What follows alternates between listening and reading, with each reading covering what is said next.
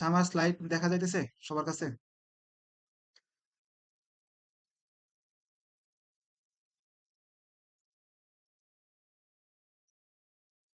সবাই একটু রেসপন্স করি। আচ্ছা, ওকে, তাহলে আমি আহ, প্রথমে বলি আমাদের যেই প্রতিষ্ঠান থেকে তোমাদের এই কোর্সটা লঞ্চ করা হয়েছে, এর নাম হচ্ছে হাইপারলার্ন প্রডিজি ইনস্টিটিউট। এটা একটা গ্রুপ অফ কোম্পানি। শুধু আমি একা না, এখানে আরো অনেক বুয়েটিয়ান ভাইয়ারা এটা এর সাথে আছে। শুধু বুয়েটের না, রুয়েটের ভাইয়াও তোমাদের সাথে আছে এই কোম্পানির মধ্যে। তোমরা এতদিন যারা এই কোর্সের ভর্তি হওয়ার জন্য হোয়াটসঅ্যাপ নাম্বারে নক দিছো, এখানে আমাদেরই কিছু ছোট ভাই আছে, আমাদের কিছু ব্যাচমেট ছিল, ওরাই তোমাদেরকে তোমাদের মেসেজের উপর রিপ্লাই দিছিল তখন। তো অফিসিয়ালি হচ্ছে আজকে কোর্সটা অফিসিয়াল যাত্রা শুরু। আজকে ক্লাস হবে না, আজকে জাস্ট আর কি পরিচয় পর্ব হবে। আজকে কি কি বিষয় নিয়ে আলোচনা করবো সেটা নিয়ে একটু বিস্তারিত বলবো আর কি। তার আগে আমরা বলি এই যে আমাদের যে পোর্টফোলিওটা, এটা হচ্ছে আমাদের কোম্পানি রিলেটেড, যে আমরা কি নিয়ে কাজ করি, আমাদের উদ্দেশ্যটা কি। প্রথমত হচ্ছে আমার পরিচয় দিয়ে, আমার নাম অনেকে চিনো, মশিউর রহমান আমার নাম। আর হচ্ছে তোমার, আমি পড়াশোনা করতেছি আইপি ডিপার্টমেন্টে। যারা আইপি নামটা শুনো নাই, আইপির ফুল মিনিং হচ্ছে ইন্ডাস্ট্রিয়াল অ্যান্ড প্রোডাকশন ইঞ্জিনিয়ারিং। এবং আমি হচ্ছে এই কোম্পানির ফাউন্ডার অ্যান্ড সিইও। প্রথমত এটার যাত্রা শুরু হয় হচ্ছে 2023 সালে সেপ্টেম্বরে। আচ্ছা, আমাদের সাথে মনে হয় আরো একজন জয়েন দিছিল, আমি একটু চেক করি।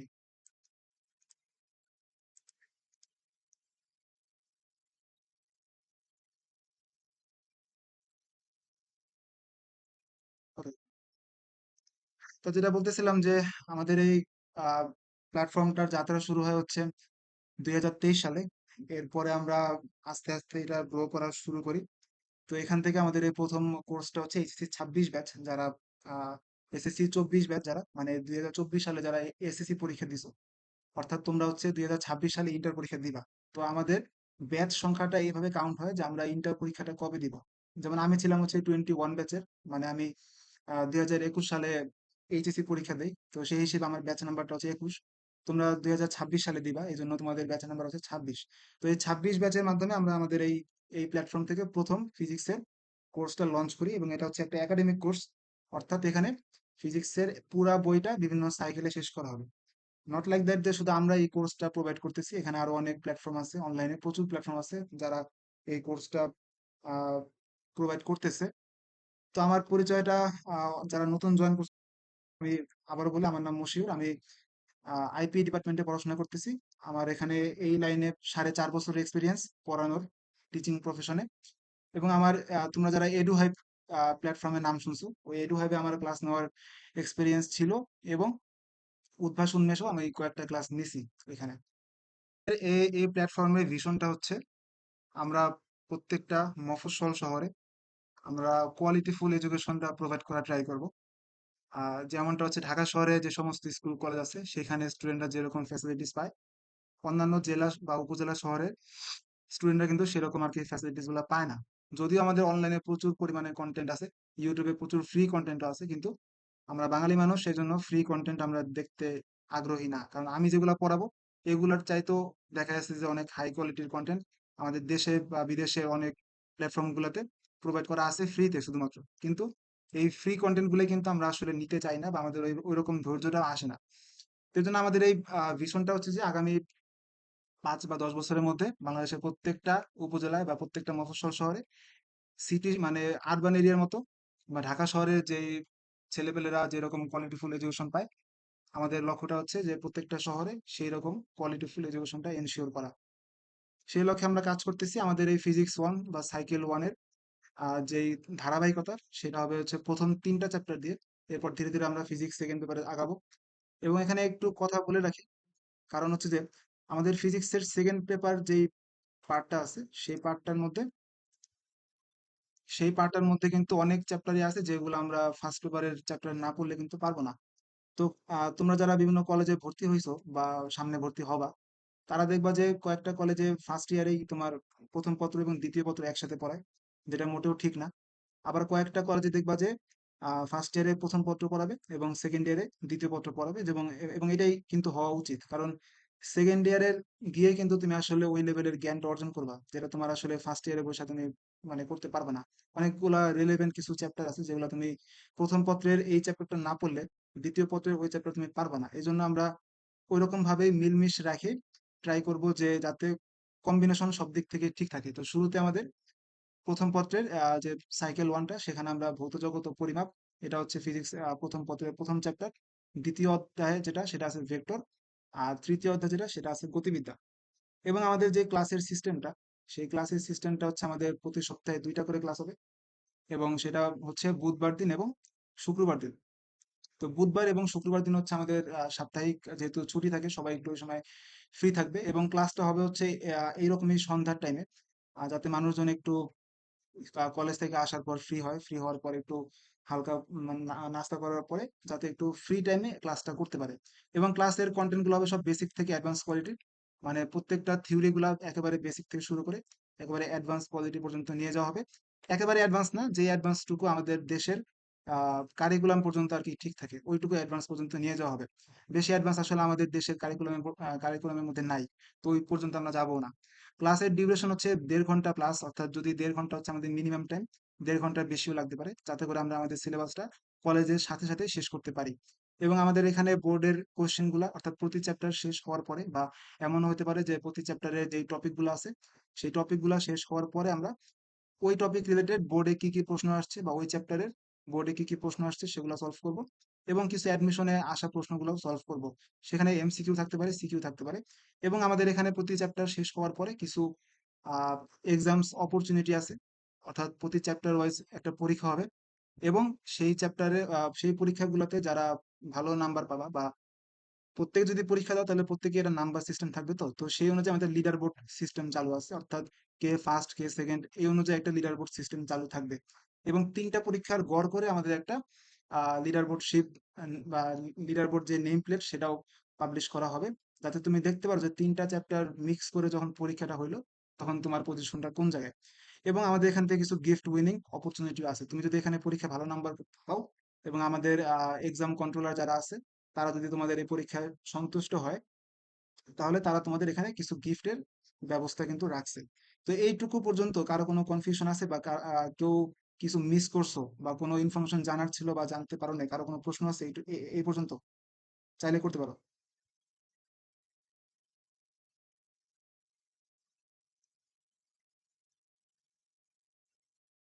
রিয়েলিটি অফ এডুকেশন লেখা আছে, ঠিক আছে। অর্থাৎ আমাদের শিক্ষা ব্যবস্থার যে কি বলে রিয়েলিটি আমরা বলি, আমরা যেভাবে ধারণা করি বা এক্সপেকটেশন যেটা, তার বাইরে থেকে এই আমাদের দেশের পার্সপেক্টিভে শিক্ষা ব্যবস্থার আসল চিত্রটা কি, বা আমরা কেন এখানে পড়তেছি। তো এটা নিয়ে আমি তোমাদের, স্পেশালি তোমাদের জন্য এটা সাজানো হয়েছে এই লেকচারটা। তো মাঝখান দিয়ে যদি নেটওয়ার্ক ডিসকানেক্ট হয়ে যায় আমারটা, বা কারোটা হয়ে যায়, তোমরা আবার এখানে রিজয়েন করবা, বা আমি আমারটা হয়ে গেলে আমিও রিজয়েন করব। তো এখানটাতে দেখো, আমরা একটু শুরু করি। আমাদের এখানে লিস্ট অফ কন্টেক্ট, আমাদের প্রথমে আছে প্রি ফেজ। আমরা প্রি ফেজ নিয়ে আলোচনা করবো। প্রি ফেজ মানে হচ্ছে তোমরা এখন যেই মুহূর্তে আসো, সেই মুহূর্তের আগে, সেই মুহূর্তে আগে তোমরা কই ছিলা, এসএসসি বা আমরা বলি যে মাধ্যমিক পর্যায়ে ছিলা, ওই ওই পার্টটাকে আমি বলতেছি প্রি ফেজ। তারপর আমাদের কিছু স্ট্যাট বা পরিসংখ্যান নিয়ে আমরা এখানে আলোচনা করব। কিসের পরিসংখ্যান সেটা দেখবো একটু পরে।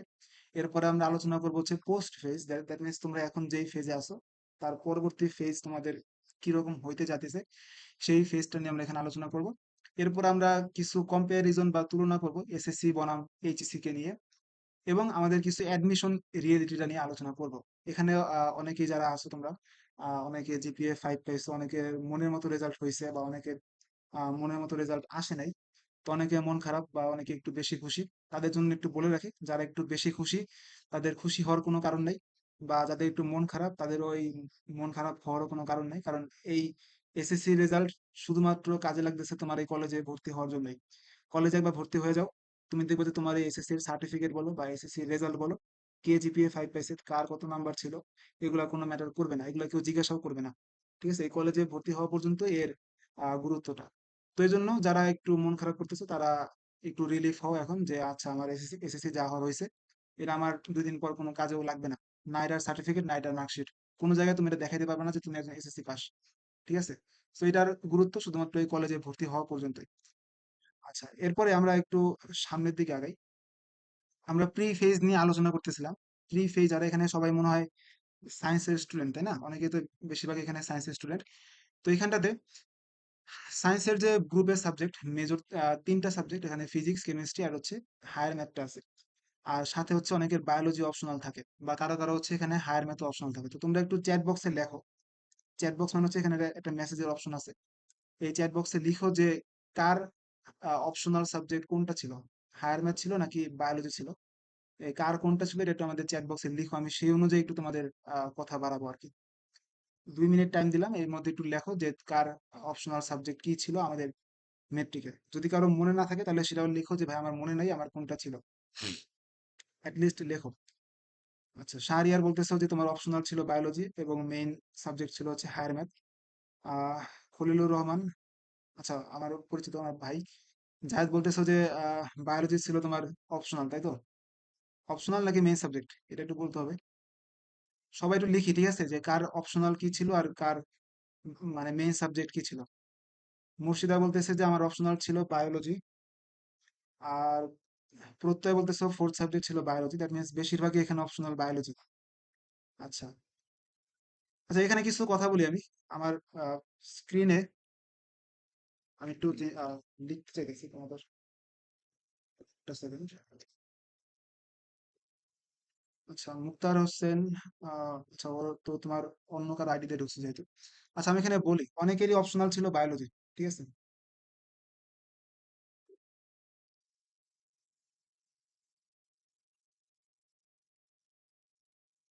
আচ্ছা, অনেকে বলতেছো তোমার অপশনাল ছিল বায়োলজি। আমার স্ক্রিনে কি লেখা দেখা যায়?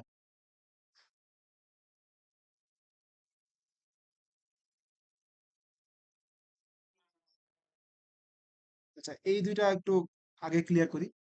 তো অনেকে আর কি এটা ধরে বসে রাখো যে মেইন সাবজেক্ট আমি মেইন সাবজেক্ট হায়ার ম্যাথ নিছি, দ্যাট মিনস আমি কলেজ শেষে আমি ইঞ্জিনিয়ারিং সেক্টরে যাব, এটা অনেকে ধারণা, ঠিক আছে। আবার অনেকে যাদের মেইন সাবজেক্টটা বায়োলজি, মেইন সাবজেক্ট যাদের বায়োলজি, তারা ধরো যে আমি মেডিকেল লাইনে যাব, এটা অনেকে আর কি বলে থাকে। মানে আমরাও এরকম শুনছি, যখন আমরা 9-10 ছিলাম অনেকে বলতো যে আচ্ছা বায়োলজি মেইন সাবজেক্ট রাখা মানে হচ্ছে আমি মেডিকেলের দিকে যাব, হায়ার ম্যাথটা মেইন সাবজেক্ট রাখা মানে হচ্ছে আমি ইঞ্জিনিয়ারিং সেক্টরের দিকে যাব। এই কথাটা একেবারে পুরা ভুয়া কথা। আসলে এটার উপরে কোনো কিছু ডিপেন্ড করে না। তো অপশনাল সাবজেক্টের কাজ তো তোমরা জানো, যে এটা কি করে, যে আমাদের যদি কোনো কারণে কোনো একটা সাবজেক্টে খারাপ মার্ক চলে আসে, তখন হচ্ছে আমার এই অপশনাল সাবজেক্টটা আমাকে হেল্প করে যে আমার বাকিগুলাতে একটু ল্যাকিংসটা পূরণ করার জন্য। এটা হচ্ছে এর কাজ।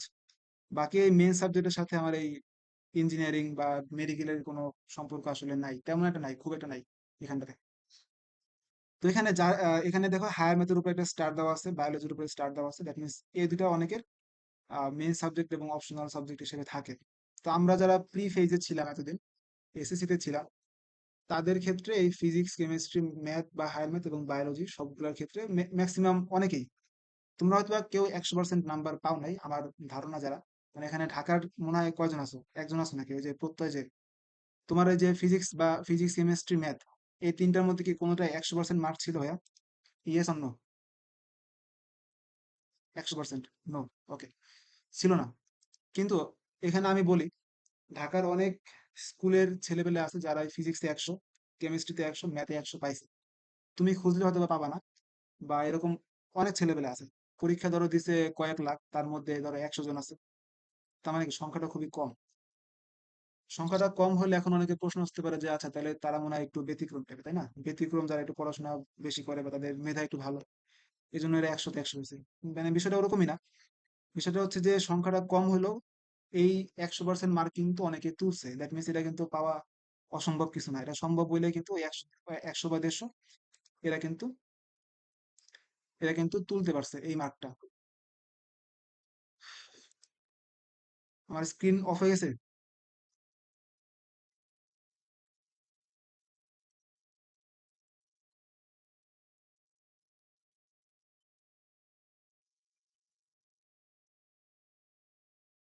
আচ্ছা, যেটা বলতেছিলাম যে এই যে তোমার 100% মার্ক পাওয়া কিন্তু খুব কঠিন কিছু না, ঠিক আছে? তার মানে যারা পাইছে অবশ্যই সম্ভব বলে কিন্তু পাইছে। তাহলে তোমরা পাও না কেন, এটা হচ্ছে এখন প্রশ্ন। তোমরা অনেকে দেখতেছি যে 80% পায় খুব লাফালাফি করতেছো আর কি। আমার অনেক পরিচিত আছে স্টুডেন্টদের মধ্যে যে 80% পাইছি, আমি A+, এটা ট্যাগ, তাই না? আমি A+ পাই গেছি, আমি 80% পাইছি। বা অনেকে ধরো যে 90% পাইছো, 90% প্লাস পাইছো, ধরলাম 90% অনেক ভালো মার্ক, ঠিক আছে। মেট্রিকের ক্ষেত্রে এটা কোনো বিষয় না, 90% তোলা যায়।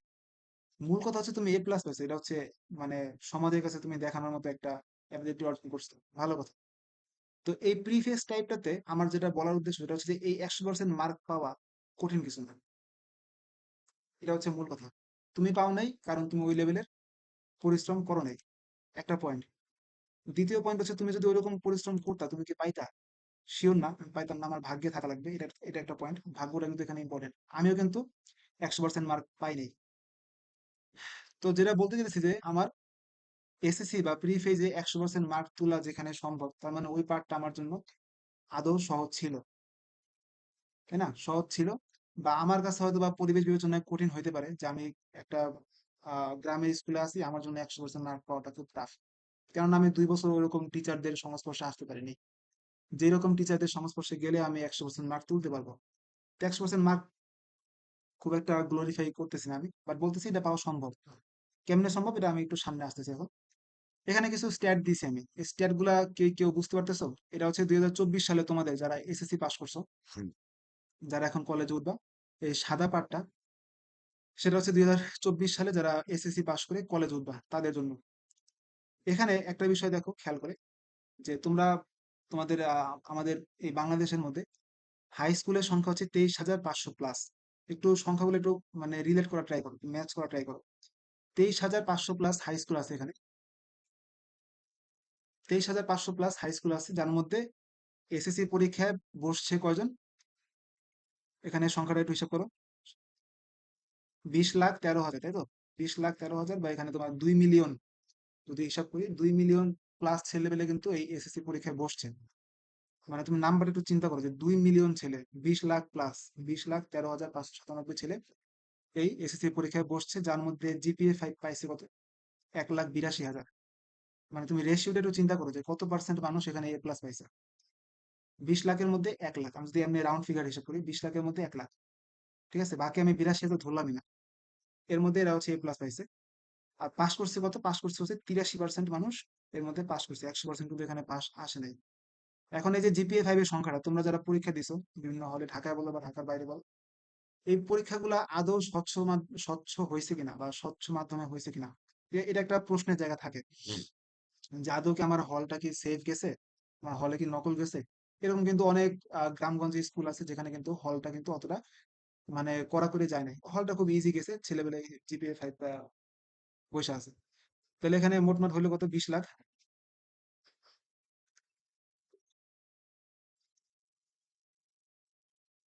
20 লাখ হলো, তার মধ্যে A+ পাইছে কত?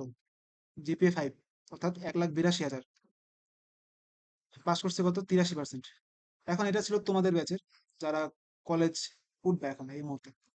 আমি একটু গত বছরের পরিসংখ্যান আনি, 2023 সালে যেটা আছে, এই 2023 সালের হিসাব অনুযায়ী আমাদের কলেজের, আমি একটু এখানে পরিসংখ্যান আনি, কলেজের পরিসংখ্যান হচ্ছে 1500 প্লাস কলেজ আছে আমাদের। তোমার মানে একটু মোটামুটি চেনা জানার মধ্যে, এর বাইরে আরো অনেক কলেজ আছে, বাট 1500 প্লাস কলেজ হচ্ছে আমাদের এখানে নাম মানুষজন আর কি একটু মুখে মুখে জানে আর কি, একটু পরিচিত আর কি। তো এই 1500 প্লাস কলেজ থেকে আমাদের গত বছর এইচএসসি মানে ইন্টার পরীক্ষা, খেয়াল করে এখানে ইন্টার পরীক্ষা যেটা, সে তারা দিছে হচ্ছে প্রায় 13,74,000। তাহলে এই সংখ্যাগুলো একটু তুমি রিলেট করো, এখানে 20 লাখ ছিল, 20 লাখ থেকে সেটা 13 লাখে নাইমা আসছে। তার মানে এখানে কিছু ফেল করছে, তারা এখনো কলেজে উঠে নাই, এটা হতে পারে।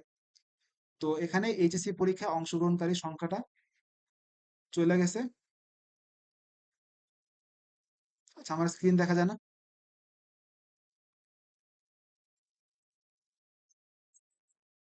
আচ্ছা, যাদের দেখা যায় না তারা একটু নেটওয়ার্ক প্রবলেম হয়তো বা, এই জন্য দেখা যাচ্ছে। তো যেটা বলতেছিলাম যে এইচএসসি পরীক্ষা কিন্তু 13 লাখ গত বছর অংশগ্রহণ করছে, 13 লাখ। আর এর মধ্যে জিপিএ 5 পাইছে কত? 1,76,000। তাহলে রেশিওটা একটু খেয়াল করে এখানে কতটুকু কমছে, এবং পাস কিন্তু করছে মাত্র 78%। তো এই বলতে পারো যে এই তথ্যগুলোকে আমি বানায় আনছি না, না এগুলো বানায় নিই, এটা হচ্ছে ডেইলি স্টারের, এটা খুব জনপ্রিয় সংবাদ পত্রিকা মাধ্যম, সেখান থেকে এবং উইকিপিডিয়া থেকে এই তথ্যগুলো নেওয়া হয়েছে এসএসসির। এবং অ্যাডমিশন ওয়ার এবং ঢাকা ট্রিবিউন যে মাধ্যমটা আছে গণমাধ্যম, সেখান থেকে আমি এই তথ্যগুলো নিছি। এটা নেওয়ার উদ্দেশ্য হচ্ছে যে আমাদের পরীক্ষার্থীর সংখ্যা কত এবং পরীক্ষায় প্রাপ্ত জিপিএ 5 এর সংখ্যা কত। তো তুমি দেখতেছো 13 লাখ থেকে 1 লাখে নাইমা আসছে। তো তোমরা হচ্ছে সেই সৌভাগ্যবান যারা এই 20 লাখের মধ্যে ছিল এবং 20 লাখের মধ্য থেকে নিজেদেরকে এই 1,82,000 মধ্যে আনতে পারছো, যারা জিপিএ 5 পাইছে। তারপর আমি একটু নেক্সট পেজে যাই। আর নেক্সট পেজে হচ্ছে আমাদের এখানে পোস্ট ফেজ, যা বা আমরা এই যে কলেজের পরবর্তী টাইমে আমরা কলেজে ভর্তি হয়েছি, কলেজে ধরো এইচএসসি পরীক্ষা দেওয়া শেষ, এখন হচ্ছে আমরা আন্ডার গ্রেড অ্যাডমিশন নিব। আন্ডার গ্রেড মানে হচ্ছে আমাদের আমরা বলি অনার্স, তাই না? অনার্স বললে অনার্স ফার্স্ট ইয়ার সেকেন্ড ইয়ারে পড়ে। তো এই পার্টটা হচ্ছে আমাদের আন্ডার গ্রাজুয়েশন, অর্থাৎ গ্রাজুয়েশনের আগে আন্ডার গ্রাজুয়েশন যে পার্টটা আছে, সেই পার্টটাকে আমি বলতেছি পোস্ট ফেজ। দ্যাট মিনস তুমি ওই লাইফে এখনো যাও নাই, অনার্স এখনো ভর্তি হও নাই, কিন্তু তুমি কলেজেও নাই, তুমি কলেজ থেকে পাশ করে বের হয়ে গেছো কিন্তু কোথাও এখনো ভর্তি হও নাই। ওই যে যে মাঝখানে যে ছোট্ট টাইমটা, ওই টাইমটাকে আমরা বলতেছি হচ্ছে পোস্ট ফেজ। তো এই পোস্ট ফেজ অনেকে ভর্তি পরীক্ষা দিবে। তো ভর্তি পরীক্ষার মধ্যে আমাদের এখানে বিশ্ববিদ্যালয়ের সংখ্যাগুলা দেখো কত কম। মানে তুমি চিন্তা করো যে ওইখানে আমাদের বের হয়েছে কত, মানে পাশ করছে হচ্ছে 78%। এইচএসসি পরীক্ষা দিচ্ছে হচ্ছে তোমার 13 লাখ, গত বছরের পরিসংখ্যান অনুযায়ী 13 লাখ পরীক্ষা দিচ্ছে, কিন্তু আমাদের পাবলিক ইউনিভার্সিটির সংখ্যা হচ্ছে এখানে মাত্র 53টা। মানে চিন্তা করো যে পাবলিক ইউনিভার্সিটি হচ্ছে 53টা, প্রাইভেট ইউনিভার্সিটি হচ্ছে 112টা, আর ন্যাশনাল হচ্ছে তোমার বাকি যা আছে সব। তাহলে আমি এখানে এই ন্যাশনাল ইউনিভার্সিটির সংখ্যাটা আনি না কেন? যে এই ইউনিভার্সিটির সংখ্যাগুলো এত, যেটা আমি আসলে কাউন্ট করে শেষ করতে পারিনি, এই জন্য আমি এই পার্টটা আনি নাই। আচ্ছা, একটু বলে রাখি যে আমাদের মিটিং যদি কোনো কারণে অফ হয়ে যায়, তাহলে তোমরা কেউ যাবা না, আমি আবার নতুন মিটিং দিব। কারণ এটা হচ্ছে আমাদের মিটিং, এটা হচ্ছে গুগল মিটের একটা পলিসি। এটা হচ্ছে এটা নির্দিষ্ট সময় পরে এটা অফ করে দেয়, আবার আমাদের জয়েন হতে হবে। তো আশা করি কিছু হবে না, বাট যদি হয়ে যায় তাহলে আমরা একটু ধৈর্য নিব, আমরা আবার পরে নতুন একটা লিঙ্ক দিব আর কি। তো যেটা বলতেছিলাম যে এখানে পাস করছি কত, 78%। অর্থাৎ 13 লাখ পরীক্ষার্থীর মধ্যে 78% যদি আমি হিসাব করি, তাহলে সেই তুলনায় কিন্তু আমাদের পাবলিক ইউনিভার্সিটি মাত্র 53টা। আচ্ছা, তার আগে বলি যে পাবলিক ইউনিভার্সিটি মানে কি, অনেকে হয়তোবা যারা নতুন উঠছো, পাবলিক ইউনিভার্সিটি হচ্ছে এখানে তুমি আহ, দেশ বিদেশের সকল স্টুডেন্টরা এখানে পড়াশোনা করতে পারবে। অর্থাৎ এখানে তোমার বিদেশি স্টুডেন্টরা আশা করতে পারবে। এখানের মিডিয়ামটা হচ্ছে ইংলিশ মিডিয়াম। তোমরা এখন বাংলায় বই পড়তেছো, এখানে সব বই থাকবে তোমার ইংলিশে, অর্থাৎ ইংলিশ মিডিয়াম, অর্থাৎ বাহিরের কারিকুলাম অনুযায়ী বা বাহিরের লেখকদের বই কিন্তু তোমরা এই সব বিশ্ববিদ্যালয়ে পড়বা। তো 53টা পাবলিক বিশ্ববিদ্যালয়ের মধ্যে আমাদের খুব অতি পরিচিত কয়েকটা আছে, যেমন বুয়েট আছে ইঞ্জিনিয়ারিং এর জন্য। তারপর তোমার ঢাকা বিশ্ববিদ্যালয় আছে এখানে। ঢাকা বিশ্ববিদ্যালয় আছে তোমার কি ভার্সিটি লাইনের জন্য। আর এখানে ঢাকা মেডিকেল কলেজ আছে তোমার মেডিকেল লাইনের জন্য। এটা তোমার আমি তিনটা আনছি, বাট এখানে আরো 50টা কিন্তু এর বাইরেও আছে পাবলিক বিশ্ববিদ্যালয়, যেখানে তোমার পড়তে খরচ খুবই কম লাগবে। অর্থাৎ এখানে বলতে পারো এটা সরকারি টাইপের আহ পাবলিক ইউনিভার্সিটি আমরা এটাকে বলি। আর দ্বিতীয় আছে 112টা, সেটা হচ্ছে প্রাইভেট ইউনিভার্সিটি। এখানে পড়তে গেলে তোমার নিজের টাকা দিয়ে পড়তে হবে, এবং সেই অ্যামাউন্ট হচ্ছে খুব বেশি। মানে তুমি বলতে পারো যে প্রায় লাখ টাকার মতো লাগবে প্রতি সেমিস্টার, এরকম। প্রতি সেমিস্টার মানে হচ্ছে 6 মাস, 6 মাস হচ্ছে আমরা একটা সেমিস্টার হিসেব করি। বা কোনো কোনো প্রাইভেট ইউনিভার্সিটিতে 3 মাসও কিন্তু একটা সেমিস্টার হয়। তো এই সমস্ত এই ছোট ছোট সেমিস্টারের জন্য তোমার লাখ টাকা প্রায় খরচ করতে হয়, যেখানে একটা পাবলিক ইউনিভার্সিটিতে 4 বছরও কিন্তু ওইরকম লাখ টাকা যায় না অনার্স পর্যন্ত। তো এই জন্য বললাম যে পাবলিক ইউনিভার্সিটির সংখ্যা 53টা, যেখানে 53টা পাবলিক ইউনিভার্সিটির মধ্যে সিট সংখ্যা হচ্ছে মাত্র 60,000। মানে বুঝতে পারছো যে 60,000টা সিট এই 53টা পাবলিক ইউনিভার্সিটির মধ্যে আছে। এবং 112টা প্রাইভেট ইউনিভার্সিটির মধ্যে সিট আছে তোমার 2,38,323টা। এখানে প্রাইভেট ইউনিভার্সিটি গুলোর মধ্যে আমি আহ, খুব নাম করা দুইটা প্রাইভেট ইউনিভার্সিটির নাম এখানে আনছি। একটা হচ্ছে আমাদের নর্থ সাউথ ইউনিভার্সিটি, এটা হচ্ছে ব্র্যাক ইউনিভার্সিটি। এই দুটো হচ্ছে ওয়ার্ল্ড ওয়াইড র্যাঙ্কিং এ খুব আগানো, টপ 10-এর মধ্যে, মানে বাংলাদেশের মধ্যে টপ 10-এ হচ্ছে এই দুইটা প্রাইভেট ইউনিভার্সিটি আছে। তো এদের এখানে হচ্ছে প্রচুর খরচ। এখন মনে প্রশ্ন আসতে পারে যে 60,000 তো অনেক। তুমি খেয়াল করো যে পাস করছে কজন, যদি একটু স্লাইডটার দিকে যাই, এখানে পাস করছে হচ্ছে 78%, দ্যাট মিনস 13 লাখ। 13 লাখের মধ্যে যদি 78% আমি একটু ক্যালকুলেটর হিসাব করি, আহ জাস্ট এ মিনিট, আমি একটু এখানে 78%, তোমার এখানে প্রায় 1,000 প্রায় 10 লাখ স্টুডেন্ট এখানে পাস করছে, ঠিক আছে? 13 লাখের মধ্যে যদি 78% হিসাব করি, 10 লাখ স্টুডেন্ট এখানে পাস করছে। তাহলে এখন চিন্তা করবে 10 লাখের জন্য আমার সিট আছে কয়টা? এখানে পাবলিকে আছে 60,000, এখানে আছে মাত্র 2 লাখ। তোমার পাস করছে কত? 10 লাখ। তাহলে সিট সংখ্যা কিন্তু অত বেশি নাই। অনেকে একটু বোরিং হইতেছে হয়তোবা, যে আমি সব কি উল্টাপাল্টা কথা বলতেছি আসলে। আহ কলেজে উঠবা, কলেজে উঠা, কলেজে এখন অনেকে একটু ফ্যাসিনেশন থাকে যে আমি স্কুল লাইফ শেষ করে এখন কলেজে উঠবো। তো কলেজে উঠলে কোনো পড়াশোনা নাই। এটা একেবারে পুরো মিথ্যা কথা। কারণ তুমি 2 বছর যাবত, সরি 2 বছর 1 মাস, দ্যাট মিনস 12 12 24 25 মাস যাবত যেই বইগুলো পড়ছো তার অর্ধেক টাইমে তুমি দ্বিগুণ পড়া পড়বা। মানে তুমি এখানে কলেজে পড়ার টাইম পাবা হচ্ছে মাত্র 15 মাস সর্বোচ্চ। তো এই 15 মাস যদি তুমি পড়াশোনা করো, পড়াশোনা করতে হবে তোমার হচ্ছে প্রায় দ্বিগুণ পরিমাণ বই। এখন এই দ্বিগুণ পরিমাণ বই পড়াশোনা করতে হবে। এখানে তোমার প্রায় 10 লাখ 13 লাখ 12 লাখ স্টুডেন্টের সাথে তোমার কম্পিট করতে হবে, তাই না? তো তোমার সিট সংখ্যা মাত্র 60,000 পাবলিকে। আর প্রাইভেটে তো সবার পড়ার সামর্থ্য থাকে না, প্রায় লাখ টাকা যায় এক সেমিস্টারেই। এখানে বছরে প্রায় 12টা সেমিস্টার, 8 থেকে 12টা সেমিস্টার থাকে। তাহলে প্রায় 12 থেকে 15 লাখ টাকা তোমার 4 বছরে চলে যাবে। তো এই জন্য প্রাইভেটে টার্গেট না করে হলো আমরা বেশিরভাগ ট্রাই করি হচ্ছে পাবলিকের জন্যই। পাবলিকের এই 60,000 সিট পাওয়ার জন্য প্রায় 10 থেকে 12 লাখ ছেলে পেলে এখানে প্রায় যুদ্ধ টাইপের, আমরা এটাকে বলি অ্যাডমিশন ওয়ার। ঠিক আছে?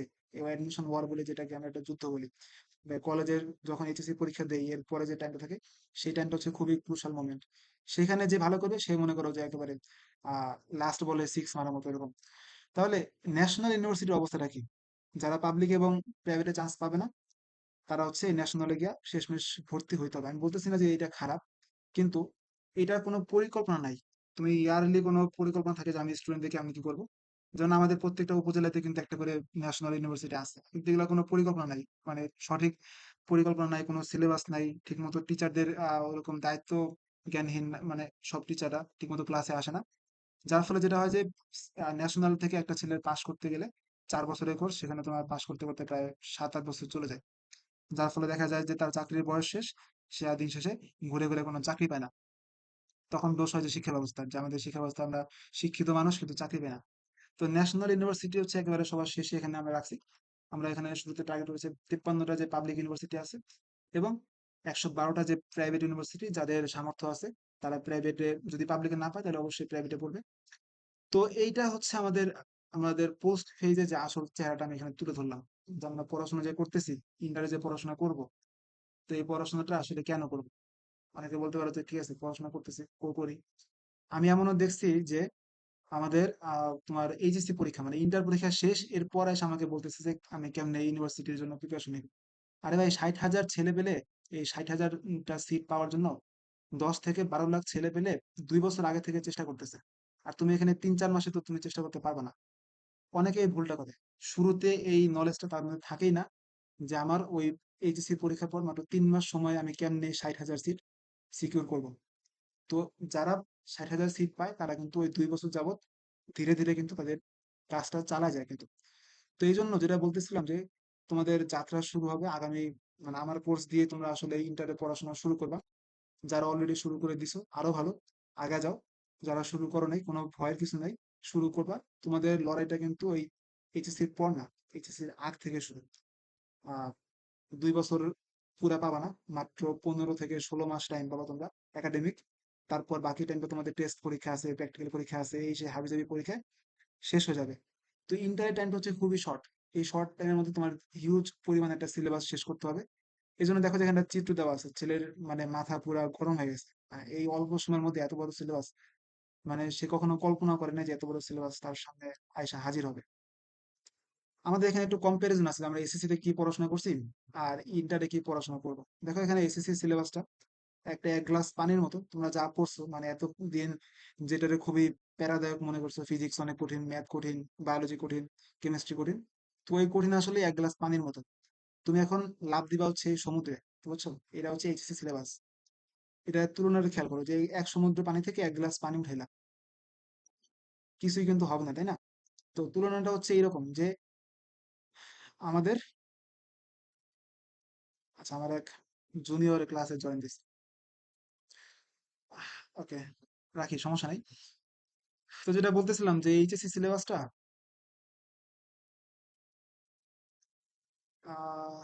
রাখবো আমাদের ছোট ভাই বোনদের।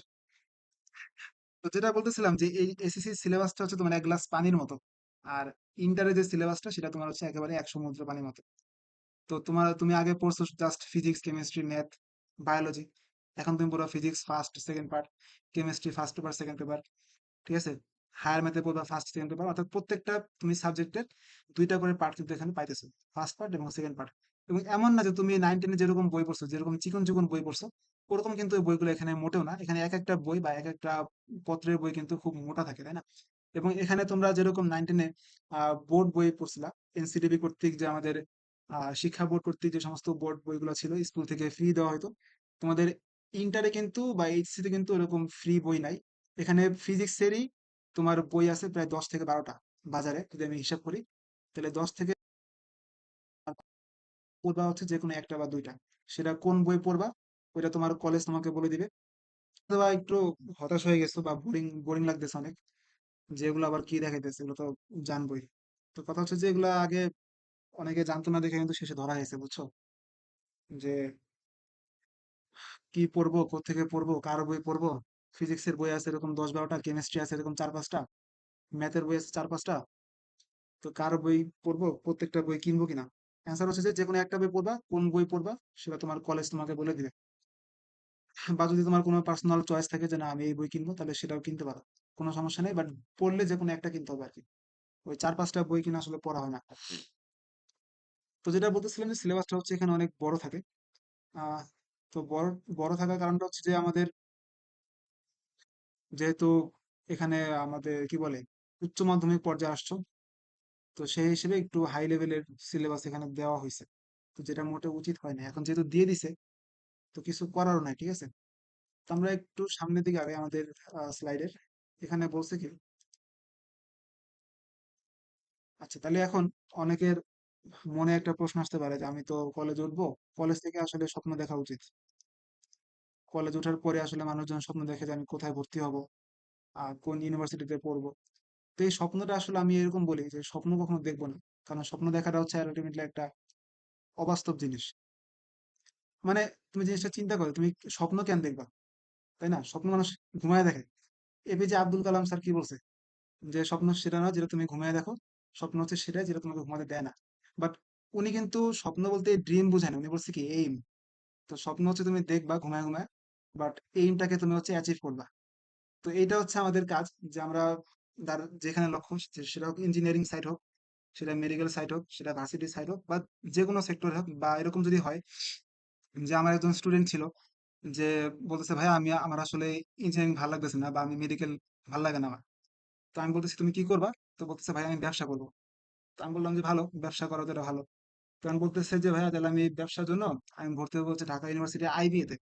তো অনেকে এটা আইবিএ নাম শুনছো এর আগে, বা অনেকে শুনো নাই। আইবিএ হচ্ছে তোমার বিজনেস অ্যাডমিনিস্ট্রেশন, এটা বিজনেস স্টাডিজ এর একটা। তো পুরা বাংলাদেশ থেকে মাত্র 120 জন ওইখানে চান্স পায় ঢাকা ইউনিভার্সিটির এই ফ্যাকাল্টিতে। তো 120টা সিট ওইখানে যারা টপ লেভেলের মেধাবী ওরা চান্স পায়। তো বললাম যে ভালো, তাহলে তুমি ওই ওই লাইনে আগাও। তো ওর স্বপ্ন কিন্তু এই যে ইঞ্জিনিয়ারিং বলো বা মেডিকেল বলো বা ভার্সিটি বলো এরকম লাইনে ছিল না। তো আমার লক্ষ্য হচ্ছে এরকম যে আমি কখনো স্বপ্ন দেখবো না, জিনিসটাকে এইম হিসেবে নিব, যে আমি যাতে ওই জিনিসটা অ্যাচিভ করতে পারি। এই মানে হচ্ছে যে আমার চোখের সামনে জিনিসটা থাকবে অল টাইম। আমি যেই কলেজে পড়ি না কেন, আমি যেখানেই পড়ি, যেই স্যারের কাছে পড়ি, বা যেই সাবজেক্ট যখনই পড়ি, আমার টার্গেট থাকবে হচ্ছে একটা জায়গাতে। তো ওইটাকে আমরা কখনো স্বপ্ন বলবো না, বা স্বপ্ন হিসেবে সেটাকে আমরা আখ্যায়িত করতে চাইও না। তো আমরা এরপরে একটু সামনের দিকে আগাই। আমরা কখনো এটাকে স্বপ্ন বলবো না বা ড্রিম বলবো না, আমরা বলবো হচ্ছে এইম অথবা টার্গেট, যেটাকে আমরা অ্যাচিভ করতে পারতেছি। এখন হচ্ছে কিছু রিয়েলিটি আমি এখানে আনতে চাইতেছি। এখানে অনেকে হয়তো বা নতুন যুক্ত হয়েছে আমি দেখতেছি সামনে। তো তারা একটু মিস করছে আগের পার্টটা। তো এই রিয়েলিটি পার্টটা আনার উদ্দেশ্য হচ্ছে একমাত্র এটা, যে তুমি একটু আগে দেখছো তোমার ব্যাচমেট যারা, তারা পাশ করছে প্রায় কত 20 লাখ তোমার পরীক্ষা দিছে, তার মধ্যে 86% যদি পাস হয় তাহলে মোটামুটি বলা যায় যে 18 বা 19 লাখ, ধরো একটা অ্যাজিউম করো 18 বা 19 লাখ হচ্ছে তোমার এখানে আহ, তোমার সাথে পাশ করে বের হয়েছে। বা ইন্টার পর্যন্ত বা এইচএসসি পর্যন্ত তোমার এই সেই সংখ্যাটা থাকবে প্রায় 12 থেকে 13 লাখ। তো 12 থেকে 13 লাখের মধ্যে আমি যে বললাম যে 53টা পাবলিক বিশ্ববিদ্যালয়, যার মধ্যে 60,000টা সিট আছে। তো এখন 60,000 সিট কিন্তু ওই সবাই নেওয়ার ট্রাই করবে। এখন এখানে কথা আছে যে 53টা পাবলিক ইউনিভার্সিটির মধ্যে সবগুলা কিন্তু আবার ওই মানের না বা ওই কোয়ালিটির না, কিছু কিছু আছে তোমার নতুন হয়েছে। তো নতুন পাবলিক ইউনিভার্সিটি একটু সমস্যা হচ্ছে যে সেখানে ফ্যাকাল্টি খুব কম, ফ্যাকাল্টির সংখ্যাটা খুব কম, সেখানে এনভায়রনমেন্ট নাই, ওইরকম ক্যাম্পাসটা নাই। তো এরকম করে হিসাব করতে গেলে মোটামুটি বলতে পারো যে 20 থেকে 30টা হচ্ছে তোমার একটু অ্যাভারেজ লেভেলের আছে আমাদের দেশের কনটেক্সট অনুযায়ী। তো 20-30টা তোমার পাবলিকের মধ্যে সিট আছে কয়টা হিসাব করো, প্রায় 30,000 মতো। এখন এখানে আমি যদি একটু ইঞ্জিনিয়ারিং সাইডটা আনি, তো বুয়েটে হচ্ছে মোটামুটি তোমার এখানে দেখতেছো যে প্রায় 1300 থেকে 1350টা সিট আছে। এটা আসলে ফিক্সড আমি শিওর বলতে পারবো না, কারণ এটা ওয়েটিং লিস্ট থেকে অনেক সময় টানে। তো এটা অ্যাজুম করো যে 1300 থেকে 1350টা সিট আছে। আমি জাস্ট তোমাকে রিয়েলিটিটা একটু চেক করে দিছি যে মানুষটা কি হয়। এখানে আমরা একটু পরে মেডিকেলের ব্যাপারটা বলবো, একটু পরে ঢাকা ইউনিভার্সিটির পার্টটা বলবো। এই তিনটাকে আমি একটু ফোকাস করতেছি কারণ মানুষজন ট্রিপলেট হইতে চায়। ট্রিপলেট মানে হচ্ছে যে বুয়েট, মেডিকেল আর ঢাবি তিনটাতে সে ক্র্যাক করবে, যেটা হচ্ছে অনেকেই করে বা সবার পক্ষে সেটা সম্ভব হয় না। তো এই তিনটার আমি যদি একটু অ্যাডমিশন রিয়েলিটি একটু মানে বলতে চাই, অনেকে একটু ইঞ্জিনিয়ারিং সেক্টরে আগ্রহ কম বা অনেকের বেশি। তো তাদের জন্য বলি যে তোমার বন্ধু বান্ধব পাশ করতেছে 12 লাখ, বুয়েটের সিট আছে মাত্র 1300 বা 1350টা। এখানে টু স্টেপ ভেরিফিকেশন আমি বলবো, বা দুইটা স্টেপে এখানে হচ্ছে তোমাকে তারা বাছাই করবে। স্টেপ ওয়ান হচ্ছে প্রিলিমিনারি টেস্ট, যেটা হবে হচ্ছে 100 মার্কের এমসিকিউ এক্সাম। এখন আমাকে বলো যে এই যে যে তোমার কোয়ালিটি গুলা বা এই যে যে তোমার রিকোয়ারমেন্ট গুলা ওরা যেরকম চাইতেছে বা যেরকম অনুযায়ী ও, বিভিন্ন বিশ্ববিদ্যালয়ে পরীক্ষা নিতেছে, তোমার যদি এই প্রস্তুতিটা এইচএসসি পরীক্ষার পর তুমি 3 মাস যাবত নাও, আর তোমারই বন্ধু বা তোমারই বান্ধবী সে 2 বছর যাবত সে ওই একটা এইমের পিছনে সে ছুটতেছে, তাহলে বিষয়টা কি দাঁড়ালো যে সে 2 বছর যাবত একই একই ইউনিভার্সিটিকে টার্গেট রেখে সে সামনের দিকে আগাইতেছে। এরপরে কি করলো, সে 2 বছর একটা জিনিস কন্টিনিউয়াসলি করতেছে, আর তুমি কি করলা, 3 মাস, অর্থাৎ এইচএসসি এর পরে 3 মাস তুমি সেখানে সময় দিলা। তাহলে তোমার এখানে কমন সেন্স কি বলে যে আমি 3 মাস পরে যে জিনিসটা পারবো, আর আমার বন্ধু বা আমার বান্ধবী সে 2 বছর পরে কি সে জিনিসটা পারবে না, সে আর আমার থেকে ভালো পারবে। অর্থাৎ আমি যদি ধরেও নেই যে আমার মেধা হচ্ছে তার থেকে অনেক বেশি, ঠিক আছে, তারপরেও কিন্তু চান্স আমি দিতে পারতেছি না, কারণ হচ্ছে যে আমার বান্ধবী বা আমার বন্ধু কিন্তু অনেক বেশি পড়ছে আমার থেকে, এটা হচ্ছে কথা।